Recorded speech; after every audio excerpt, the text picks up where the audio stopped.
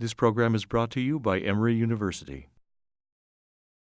Our speaker this morning is Dr. Hassan Khan. Hassan is a third year fellow now in our fellowship in the clinical track. Hassan did his medical school at Aga Khan in Pakistan, and then got his, I believe, a master's and a PhD at Cambridge, right? Yeah, I got a master's and a PhD at Cambridge in England.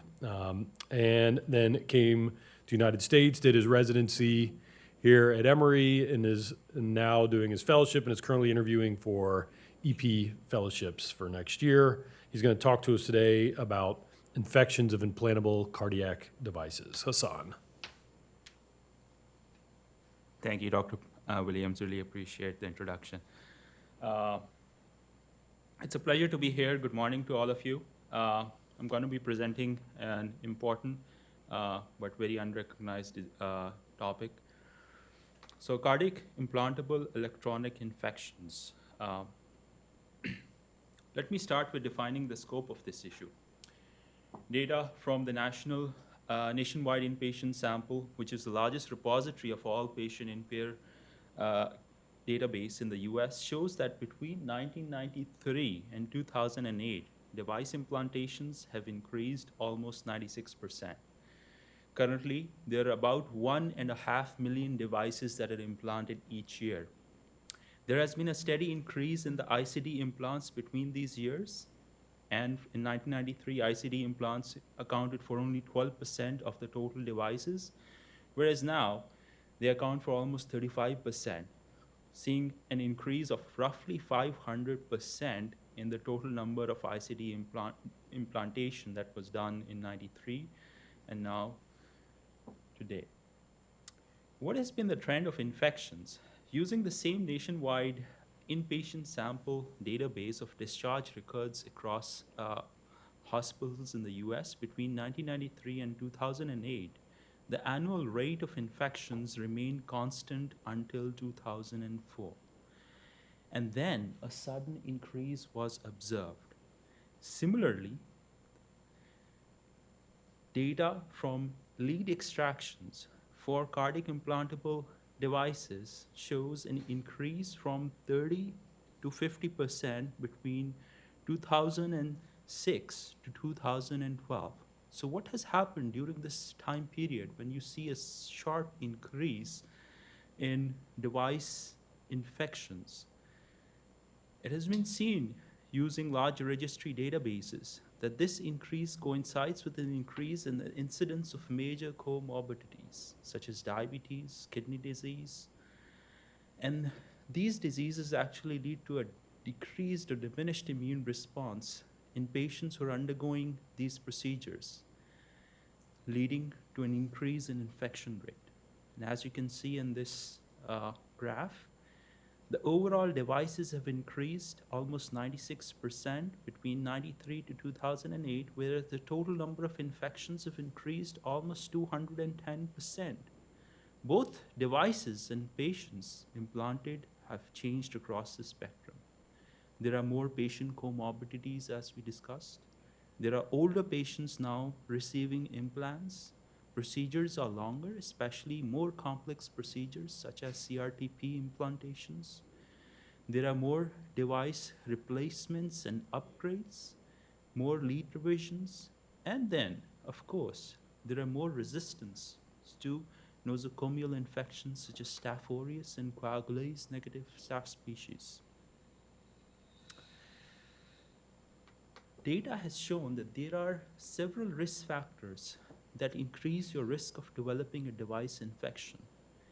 More complex procedures, such as CRTP implantations, more number of lead implantations. It has been shown if there are greater than 2 leads implanted, that increases the risk of device infection, as presence of multiple leads increases the risk of central venous thrombosis in the area of the leads, and is also a potential site of secondary bacterial seeding.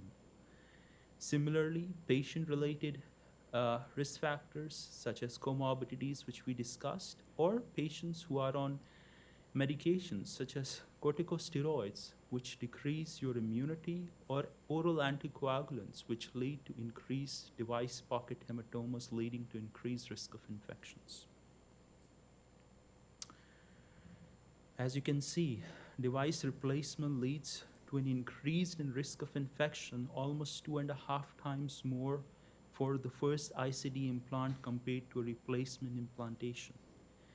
And each time there is a device exchange, the risk of infection increases 2 to 7%.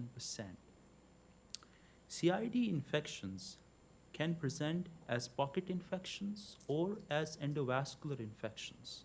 Pocket infections can be classified as early superficial site infections, which usually present early, usually as a stitch abscess. Then there can be isolated generator pocket infections, which involve some purulent discharge, device erosions, abscesses.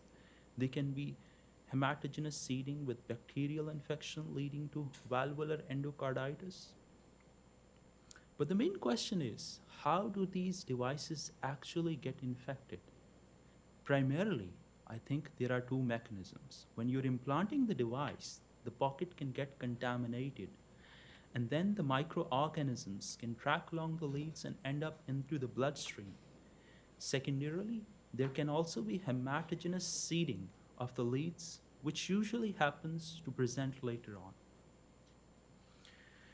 So in support of hypothesis 1, that is, there is contamination during the implantation, there was a study published in 1998 in Circulation, which looked at 130 patients where they swabbed the pocket at the type of implantation and cultured it, and then followed these patients prospectively. Some of these patients develop infections at about 6 months to a year later. They then cultured these infections again and then did DNA fingertyping of the organisms of the initial swab at the time of implantation and then at the time of the infection. And lo and behold, they found that 50% of them had identical organisms identified at the time of implantation. So that supports our hypothesis 1. This is an example of a pocket infection. As you can see, it can present as redness, pain, swelling, discharge. It can also present as skin ulceration. In this slide, you can see a patient with some skin adherence to the device. And then you can also see erosion of the ICD, which part of the header which can be seen to be visible. And there is also a sinus tract of purulent discharge. So we discussed that once you can see that device erosion, or you can see a generator or proximal leads have eroded through the skin, then whatever the mechanism of the erosion is, the device is infected and needs to come out.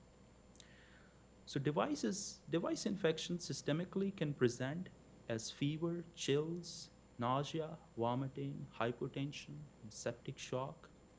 Local findings that we've already discussed, at the site of pocket, they're very easy to look at and tell.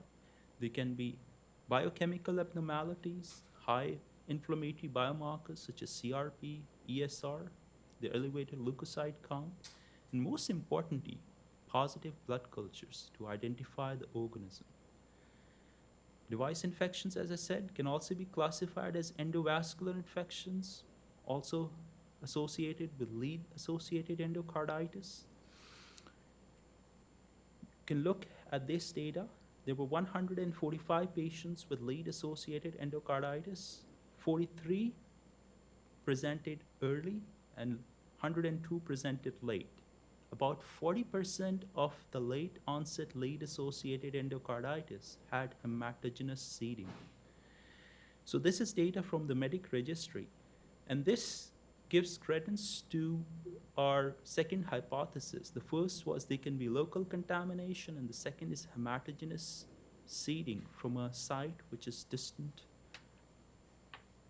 So if you have a patient that comes in with positive blood cultures and it has a device, does that mean that the device is infected?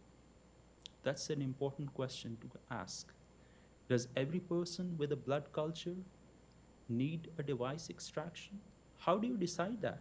These are important questions that, you know, quiz all of us and are important that we'll address.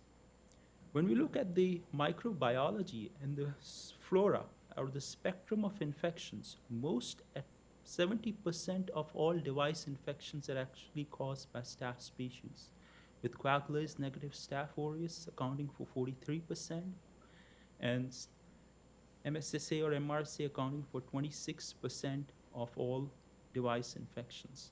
Other bugs such as gram-negatives are much less common, 8%. Fungi or polymicrobial infections are even rarer. So Staph aureus and CIED, as we discussed the question previously, how do you decide whether the device is infected when you have a positive blood culture? I think it depends on the bug that grows. When you look at data, in this data, they looked at 62 patients with Staph aureus bacteremia and CIED infections. Almost 1/3 of these patients who were growing Staph aureus had a CIED infection. So that is almost 30%. And of these 30% patients, only 30% presented with a pocket infection. That is, roughly 7 out of these 62 patients had a clear pocket infection that you could identify. So that, what about other gram-positive infections? Similarly, these the Mayo Cardiovascular Infections Group looked at outcomes in gram-positive cocci other than Staph aureus. Again, 1/3 of all patients who were enrolled had a device infection. And pocket was the source of the bloodstream infection that could be identified only 30%. So that suggests a significant majority of gram-positive infections have a source that would be a device or a lead infection. So when there is a gram-positive bug in the blood, even when there is another obvious source, you should always consider a device infection, especially due to hematogenous source seeding. Hassan, quick question. Yes, sir. So the 2/3 that did not have a pocket infection, or the 70% did not have a pocket, They had a lead. so they cultured the device, or they had like, They removed. yeah, all so the these are all device. device extractions. Yes. Got it. Yes. Absolutely.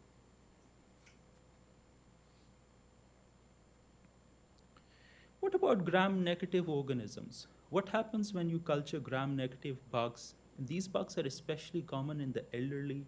They're most common cause of UTIs, pneumonia, sepsis. And when this group looked at the frequency of device implantation infections in patients with gram-negative bacteria, they saw that in 49 patients that were recruited between 1998 to 2005 for all gram-negative sepsis, only 3, that is 6%, had a device infection. And all of them actually presented with a pocket infection. There was no case of hematogenous seeding.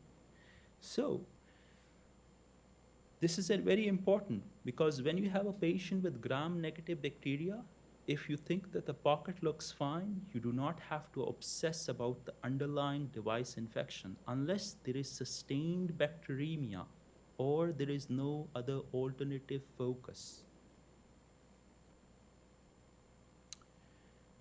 Then what about overall, what's the mortality associated with device infections? CIED infections is a serious complication of cardiac device implantation associated with significant mortality. And in this data, you can see that lead-associated infective endocarditis has a much higher mortality compared to those who just present with a pocket infection or a local cellulitis.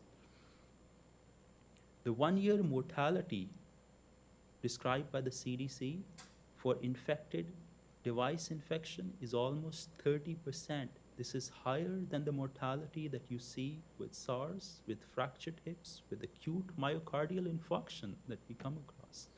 So you can see the scope of the problem is huge. And again, this is a data from a retrospective cohort of around 200,000 Medicare fee-for-service patients admitted with CIED, generator implantation, replacements, or revisions. And it shows that infection was associated with a significant increase in admission mortality. They also showed that there was an increased length of stay with device-related infections and cost of hospital admission. Now, some characteristics of the devices which predispose them, this is a scanning electron micrograph of the surface of a pacemaker wire, from which you can see coagulase negative Staph aureus was cultured. Note, you can see that there is an extensive biofilm that has grown on the surface of the lead itself. So what is a biofilm? Biofilm is basically bacteria that are present on the surface of the lead. Initially, they attach to the lead. There is then some replication. The bacteria then organize in layers. They crosstalk to each other and secrete a slimy layer. And this whole meshwork is called a biofilm. This is a great 3D representation which shows that the blue things in this representation are the bacteria, which are attached to the device surface with anchoring proteins, which are green in color. Then they're attached to each other with the cement-like structure, which is gray in color, and they coat the whole surface with additional proteins and glycocalyx, which is present in red, and that glycocalyx layer prevents the effect of immune system and penetration of antibiotics. Now, we have a problem, as the immune system is incapable of cleansing the surface of this biofilm, because the biofilm has properties that prevents the antibodies, the complement, and the neutrophils from binding to these surfaces. Secondarily, the antibiotics cannot penetrate the biofilm adequately. Thirdly, the bacteria that are present at the bottom of the biofilm function to hold on to the device surface and are not replicating. And while antibiotics, which are cell wall agents like beta-lactams and vancomycin, which is a glycopeptide, they're very good at killing bacteria that are replicating. They're not good at killing bacteria that are just sitting there. This puts us in a sticky situation.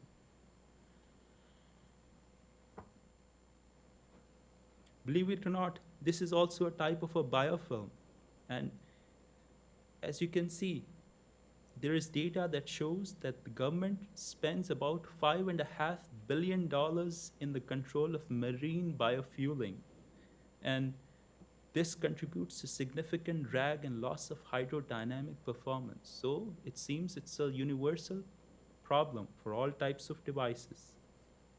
Now, diagnosis of a pocket infection is not difficult. It is very obvious. I'm sure any resident, any intern can easily look at these pictures and say there is infection, there is pus coming out of it. Guidelines recommend that we should culture, take 2 blood cultures, collect, do imaging if there is suspicion of a lead vegetation. Then what is something that we should not do? We should never aspirate the pacemaker pocket. This is an interesting quote that I've taken. It shows from an EMER, it shows if someone has written that if there is fluid around the pacemaker, we would recommend aspiration and sending for fluid cultures. After discussion with cardiology team, aspiration would not be preferable from their standpoint. So it's very important. Do not aspirate the pocket. We do send samples from the pocket when we take out the device. The tissues should be excised and sent for culture. And it's actually been seen, culture of this tissue has statistically greater sensitivity than the swab culture. But the main question is how to identify the organism, because Diagnosing, as we said, a pocket infection is not hard, but finding the bug is very challenging. Pocket cultures are either negative or they grow. 1 plus coagula is negative. Staph, what does that really mean? Is it the real pathogen? Or are we stuck with giving vancomycin to everyone? Or is there actually a better way to diagnose or isolate these organisms? The problem always comes again to the same thing. This is a biofilm. The biofilm is sticky and basically protects the bacteria. How can we actually get isolates of these organisms which constitute the inner layer of the biofilm? There has been studies, especially studies from different device implants such as hip implants, which use the process of sonification, where these devices are placed in a centrifuge. They're centrifuged, then under an ultrasound, which is around 40 hertz for 5 minutes. They're sonificated, and then whatever debris that comes off of it is sent for culture. And it has been seen that sonification of explanted devices was more sensitive than traditional cultures for microbial detection. The bacterial count that's detected in sonification fluid is significantly higher than detected in traditional culture in both infected and uninfected devices, according to prior data. Now, this is a study that shows increased sensitivity of cultures. The black ones show that those who are sonification cultures, and then the gray bars show the traditional cultures. As you can see, across device components, electrodes, sonification gives us a better probability of isolating the pathogen.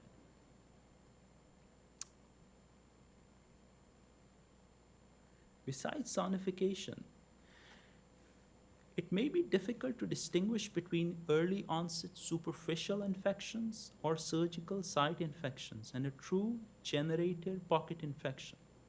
Diagnosis of a lead infection can also be very, very challenging, especially when patients only present with a bloodstream infection and there is no pocket infection that can be identified.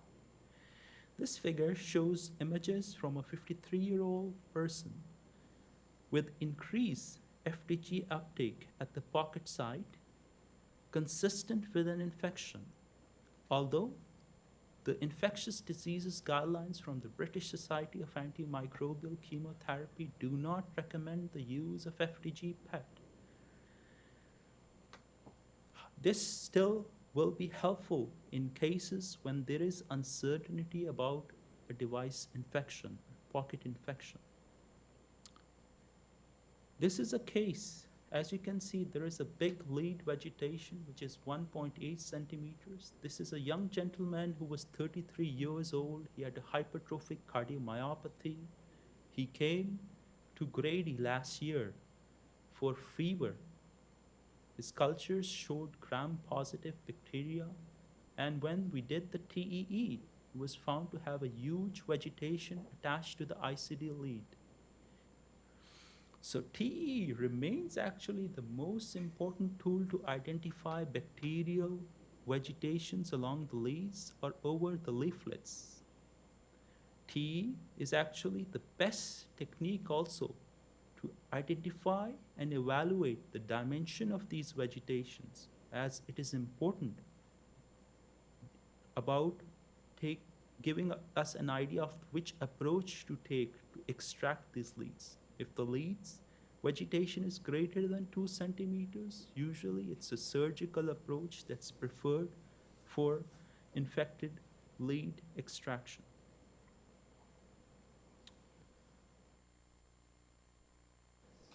All right. So, we've already discussed the high mortality in patients who have infected devices. Some of the risk factors associated with higher mortality in these patients, as we already mentioned before, patients who are on steroids have a twice higher likelihood of death from a device infection compared to those who do not have that. Then other patient characteristics such as abnormal renal function, heart failure, acute renal failure, right-sided dysfunction, severe TR, or systemic embolization from infective endocarditis. These are all associated with increased or higher mortality while in patients who are treated for CIED infections. It has been seen that the mortality rates in patients with endocarditis who had the device removed is less than 18% compared to those who were just treated conservatively with antibiotics at 1 year, with a mortality of almost 40 to 60%.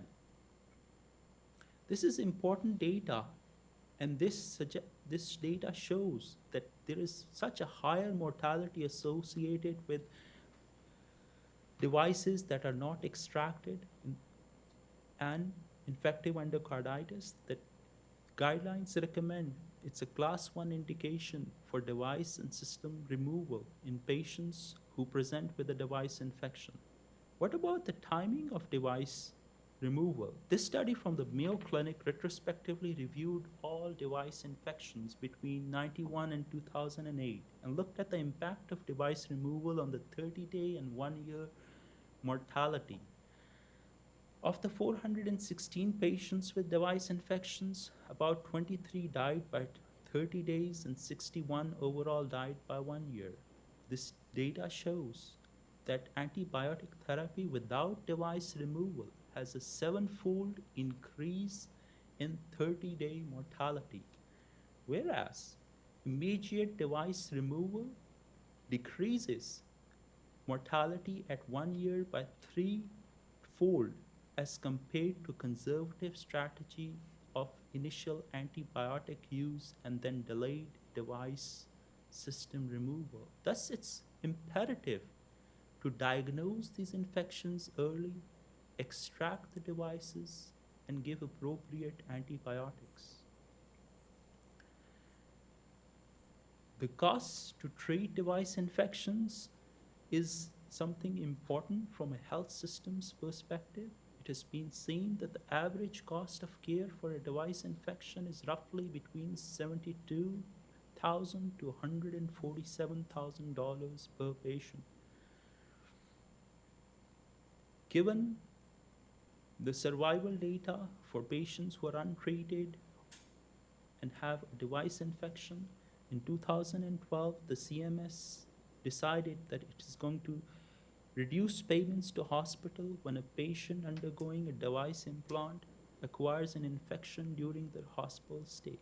Thus, from a health system's perspective, it is crucial to reduce the risk of device infections. As you already mentioned, it is imperative to treat the infection early and remove the device as early as possible. And it's seen that patients who do not have their devices removed completely have a very high risk of relapse. This is data summarized from several studies from 2000 and 2009, and it shows that in the red there is partial system removal with medical treatment alone. In case of pocket infections, there is a 50% chance of relapse. Whereas when you go to the extreme, that is device-related endocarditis, 100%, no benefit of using the conservative strategy at all. So, the HRS says delaying the definitive operation with the removal of all components of device can be a fatal choice for the patient. The guidelines have made it a class 1 indication to remove all devices when a patient presents with a systemic infection, a pocket abscess, device erosion, endocarditis, valvular or lead endocarditis, and a class 2 indication when there is persistent, I again say persistent occult gram-negative bacteremia. And we discussed about this before.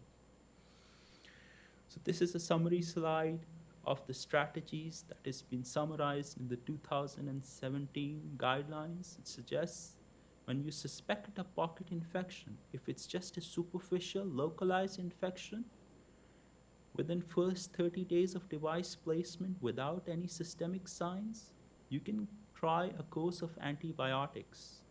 If it fails, you can send blood cultures, do a TEE, and then remove the device, including the generator and all the transvenous leads.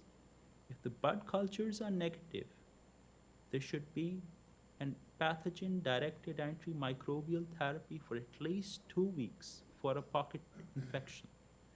With the positive blood cultures, especially Staph aureus, the duration of antibiotic therapy is almost a month.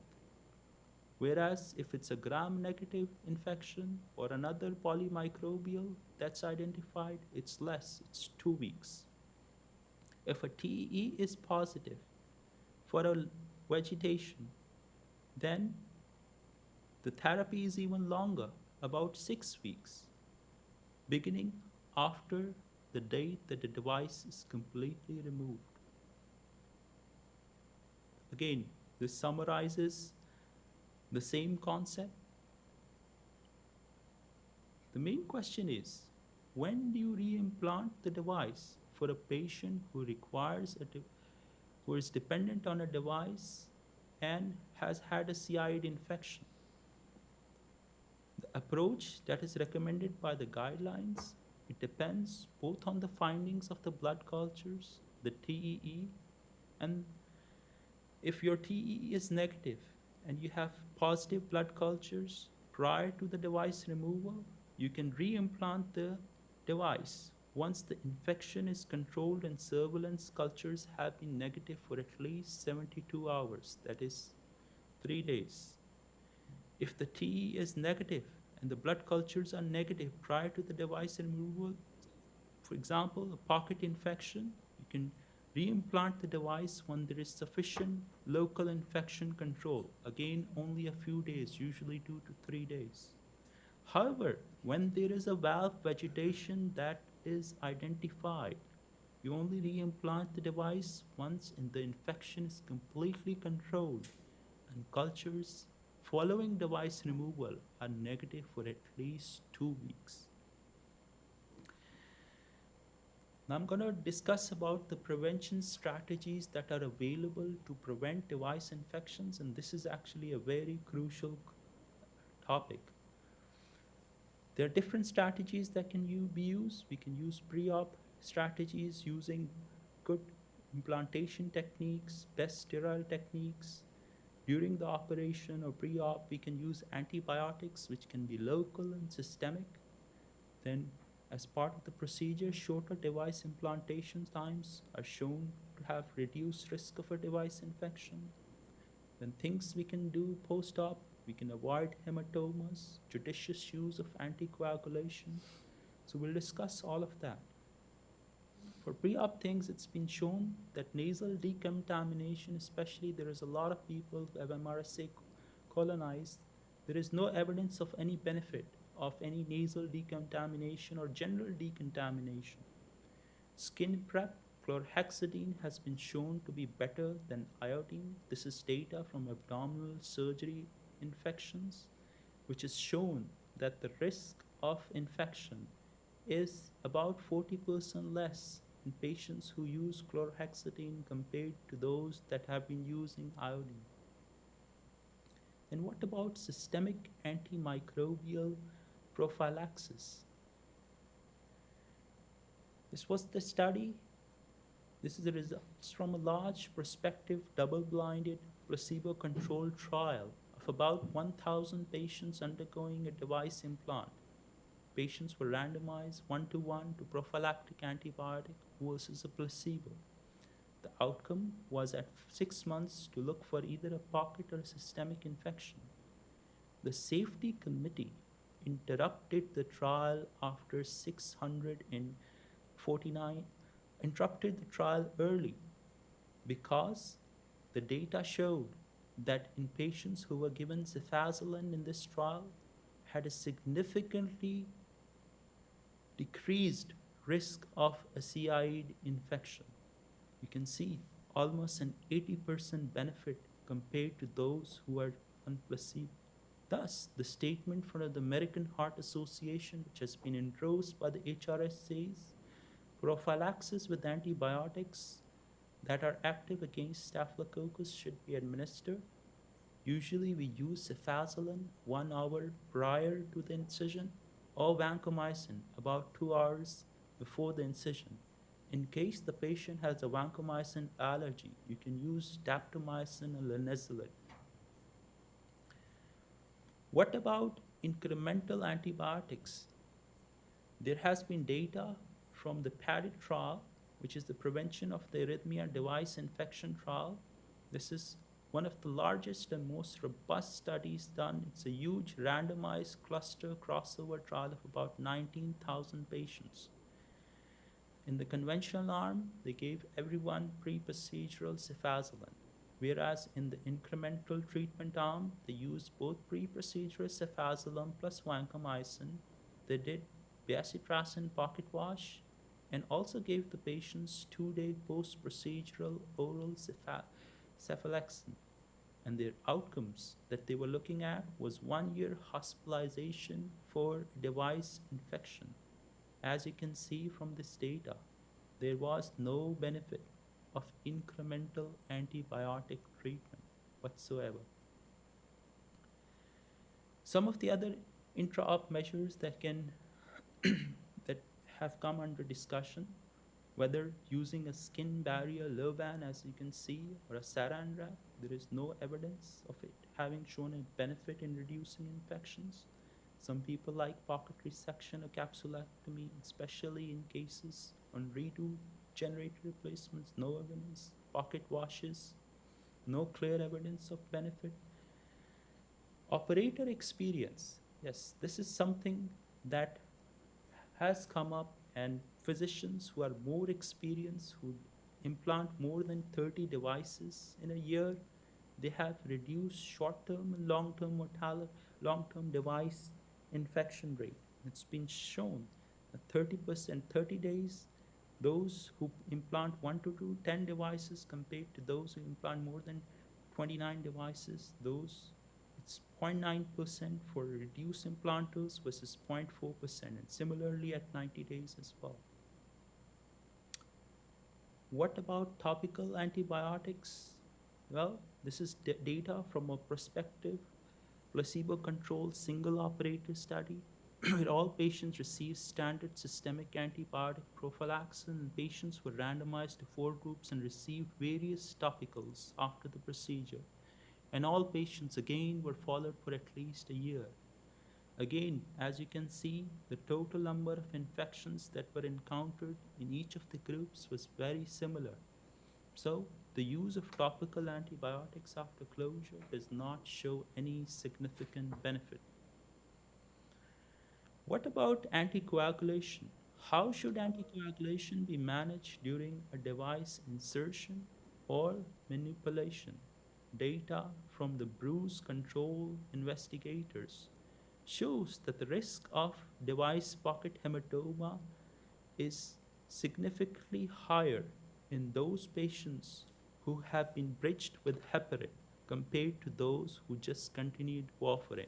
As you can see, pocket hematomas were 3.5% in the continued warfarin group compared to those who were bridged with heparin. And data from the same trial, in another paper, they showed that patients with a clinically significant hematoma had a 7-fold increased risk of subsequent serious infections compared to those without a significant hematoma. Then another question then comes up, should temporary pacing be avoided to reduce infection? Wherever possible, temporary pacing should be avoided prior to implanting a permanent device. In a prospective study of 6,000 participants within 1 year of implant, the odds ratio infection was 2-fold when a temporary wire was in place. So what strategy should we use? transvenous spacing in this small study, they showed of ICU patients, they showed that transvenous spacing with an active fixation lead is safe and associated with reduced events compared to transvenous spacing using external pacing catheter. There is less dislodgement that was reported in the active fixation lead and less risk of local infection as well.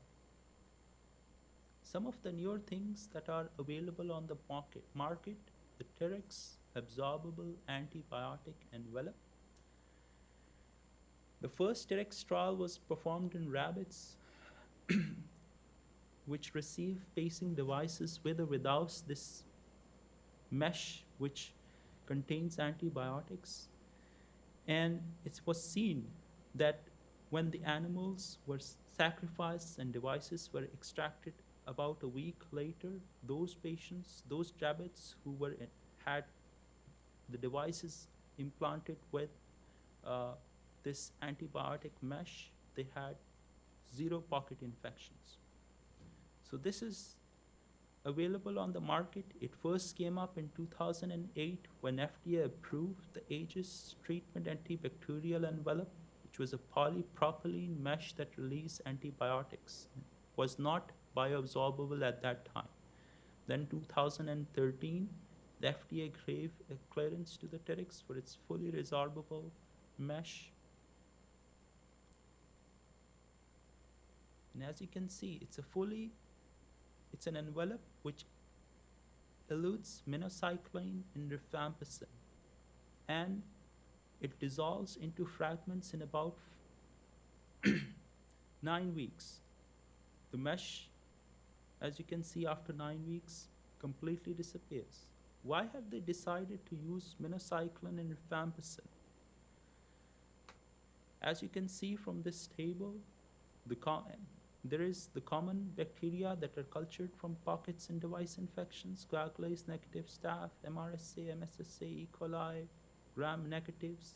Vancomycin covers all the gram positives really well, cefazolin as well, whereas gentamicin has limited activity against, gram-positive organisms.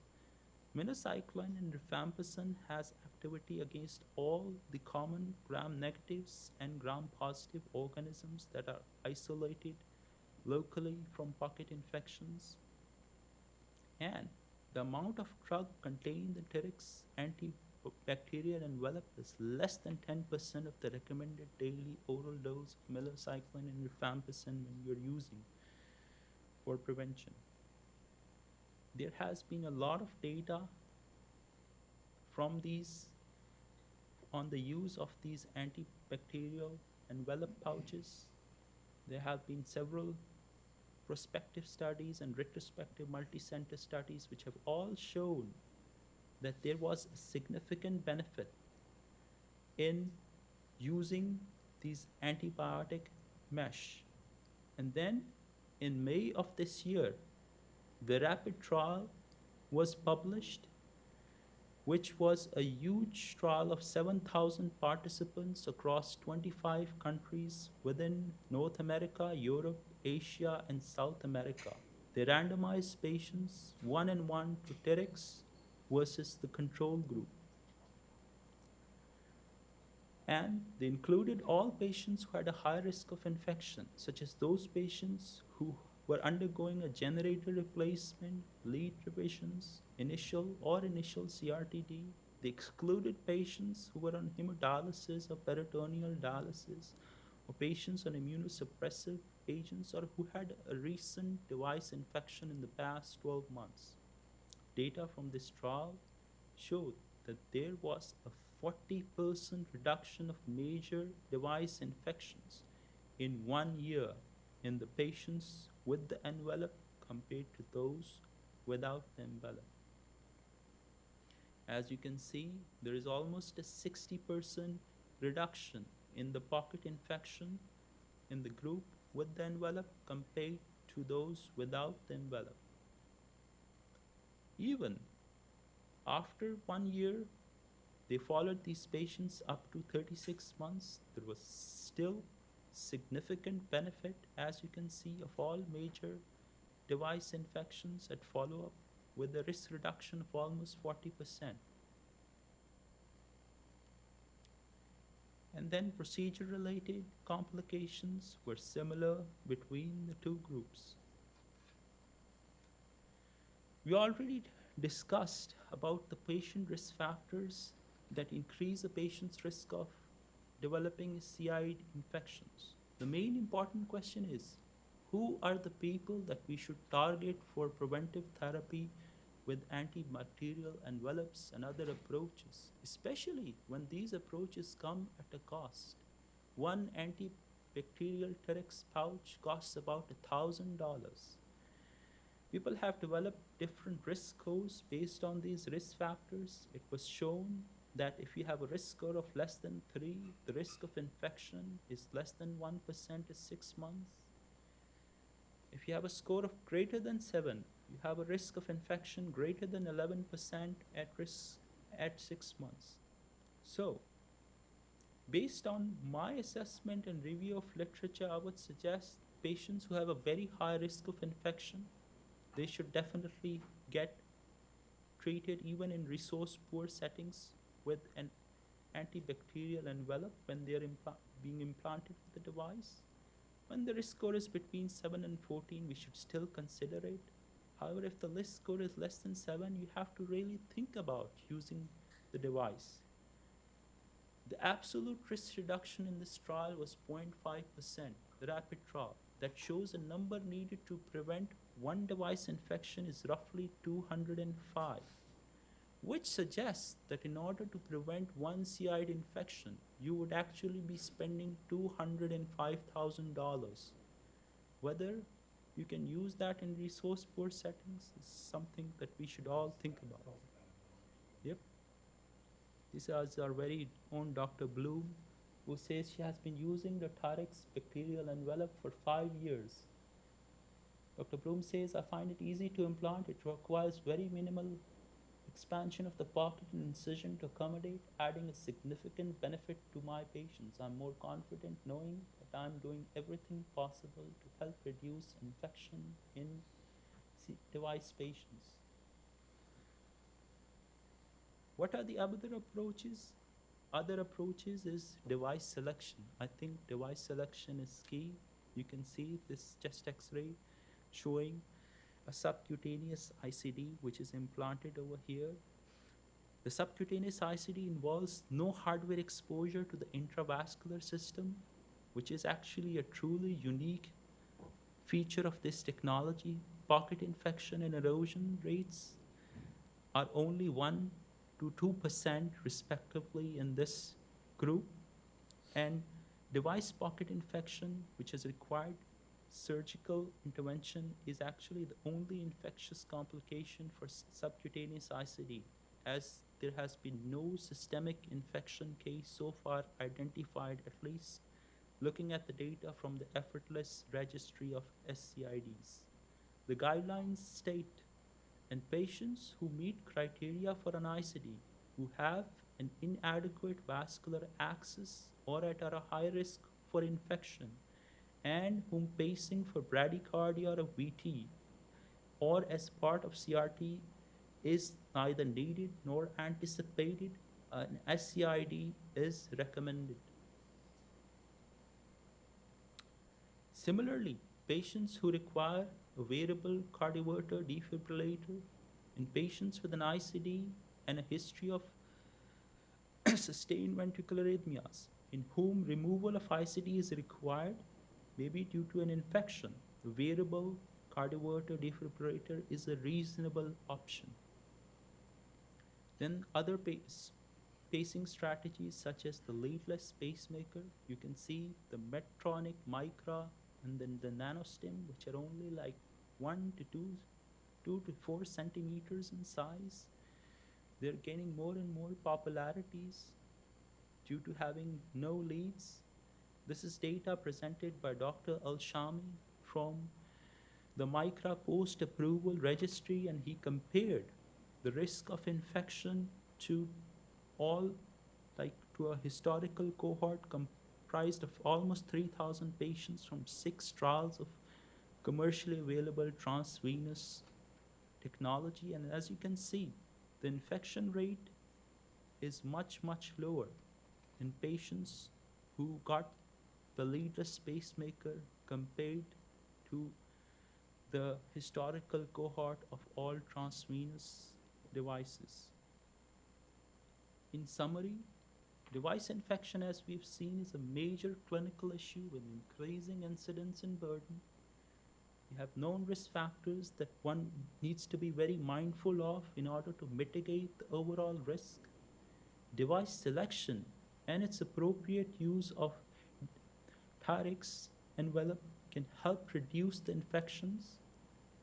The guidelines have outlined the infection management clearly, but I feel nuanced approaches are warranted based on individual presentation. Thank you.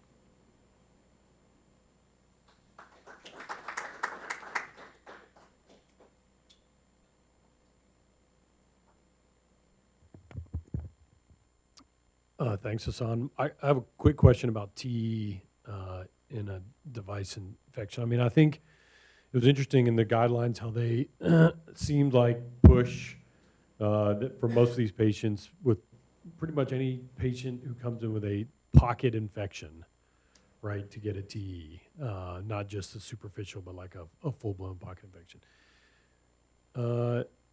Maybe I didn't quite grasp everything, but it seemed like it was most useful in patients who maybe were culture negative. Seems like if they were blood culture positive, I'm not sure if a T, I guess, now I think about it, maybe if they had a large vegetation, Exactly, greater than yes. 2 centimeters, then it may Exactly. change your management. Yes. So I guess one approach could be a trans, I mean, and I get paid to do Ts, so I can say this, but I think one approach might be blood cultures in a transthoracic.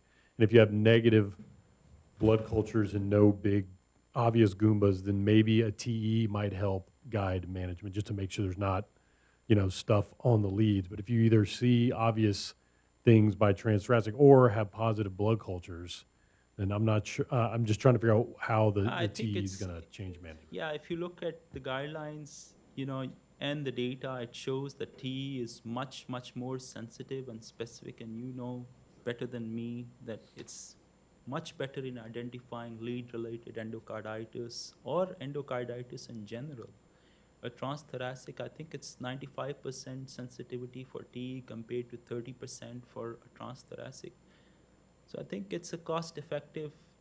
It also depends on the clinical situation in the individual patient, but I think if a patient warrants it, if he has clinical or systemic signs of infection, such as fever, especially if the blood cultures are positive, or if he's a high-risk patient, I would definitely go for a TE versus a transthoracic, just to make sure, because the earlier you identify a significant infection, you need to remove the device and start antibiotics.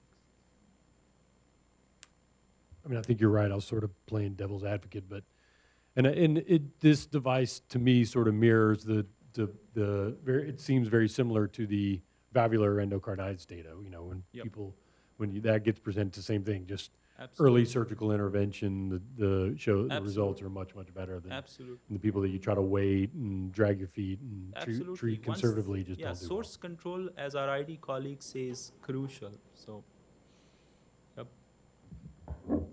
Hassan, how well accepted is that scoring system as far as the Tyrex is concerned? Because it kind of makes me think back to the VA a couple Right. months ago when Tyrex went on back order and they just quit putting devices in Right. anybody. It's a good question. This is not the only scoring system in place. At the recent HRS, there was another scoring system by the padded trial group where they made a score of about 5 risk factors. The discrimination of this score was roughly, or ROC curve area was roughly 72 to 73%. So it was moderately good. Yep.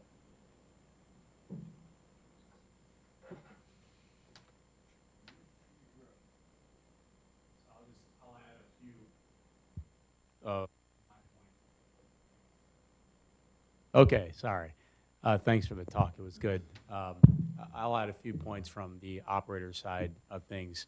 The follow-up on all those TYRX studies, particularly the newer pouch, they're too short for to say that there's any benefit long-term, because a lot of those, what's going to end up happening with the Aegis pouch, the first generation, is that when you go to do your explant, there is a very rigid and essentially concrete in the pocket. So much so that a bovie doesn't cut it. It requires considerably more dissection.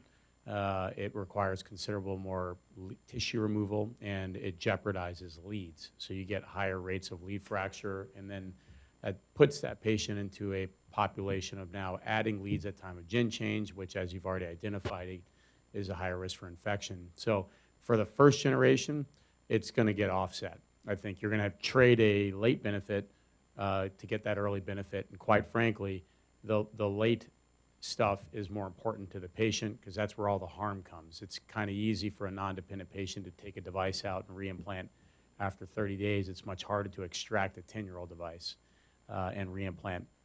The TYRX dissolvable pouch, it's not entirely clear what inflammatory milieu will be left, if there will still be, though the pouch may dissolve, that same very rigid tissue. I suspect it will be more than if you don't use any pouch.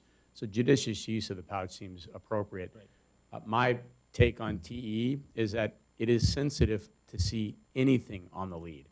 And if you do enough TE, even in scenarios where there's no evidence or concern for infection, you see stuff on leads. You see fibrinous, organized stuff all the time. Yep. And there's no doubt a cohort that gets extracted for non-infected debris on the leads, and they are subject to that risk. So I think that's why it makes sense to really think about, before you get the test, is it going to help the patient? Because it's easy to get a TE, right? Like, and it's what we do. So, it makes sense that yes, you get there early and do it, but then you're stuck with this data, particularly in the operator side. The final thing is, just like with the valve data, while data suggests getting there early is always better for source control, there's that built-in inherent spectrum bias where we don't take the people who are too sick early. So they all die, right? Because they were going to maybe not do well anyway, because they have dialysis and they're 90 and they have 33 leads, or it's their fifth sternotomy or what have you for their valve infection. And so, yeah, they don't do well, and that there's those major confounding variables. I agree. Yeah, I was what he said. I do think that the TE question is interesting, but the number of times we see little stuff that we don't know what to do with is appreciable. And so I just would echo the idea of making sure the context is right. And I think there's a fine balance between the idea. I think Robbie's question was driven by the fact that in certain indications, even if the TE is negative, the device is coming out, so it may not be helpful. The other is that if we get them willy-nilly, we're going to find things that we don't know what to do with. The other, the sort of kind of cost piece is interesting. I think you sort of mentioned it quickly, but the same kind of consideration comes with what to do with the vest, right?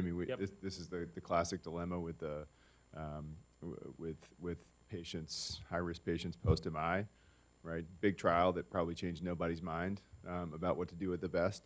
And I think it's a similar kind of question that comes up here. And what patients do you send home in a vest? How long do you leave them out?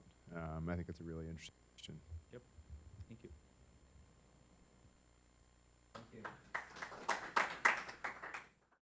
The preceding program is copyrighted by Emory University.